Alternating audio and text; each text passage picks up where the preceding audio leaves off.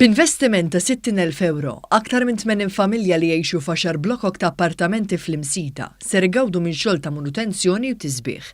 F'konferenza tal-aħbarijiet fil-qasam ta' Djar, is-segretarju parlamentari għall-akkomodazzjoni soċjali Galdes qal li l-Gvern finalizza ftehim għal tisbieħ ta' 5 blokok mill-15 il-blokka li għandu l-Gvern għall-akkomodazzjoni soċjali fl-Imsida.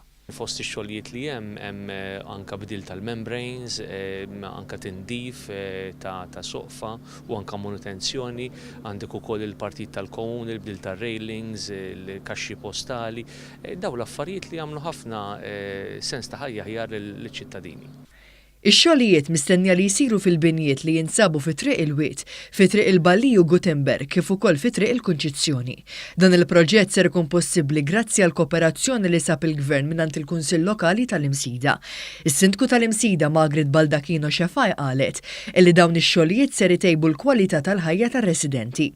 Dawn it-80 familja se jgwadanjaw minn fondi speċjali biex ikun jistgħu jagħmlu manutenzjoni fil-blokki tagħhom, fosthom hemm tikħil, intercom, ir-ranġar ta' kollox fejn il-komun, ġifieri ranġar ta' twieqi ta' aperturi dejjem fejn il-komun. Ġifieri daw ħajfisser għalihom ħajkunu qed jgħixu f'ambjent aħjar u stil aħjar. Dan ix-xogħol huwa parti minn proġett ambizzjuż tal-Gvern li jagħti nif ġdid lill-qasam soċjali u għalhekk li din l-inizjattiva ġiet estiża għal 5 blokkok ta' appartamenti oħra.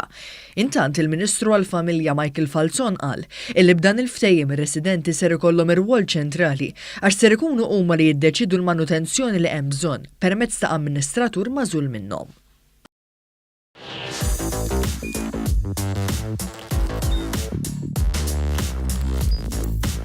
Idħol fuq one.com.mt u hemmhekk tista' tara l-programmi kollha li jxandru fuq One permezz ta' One Play.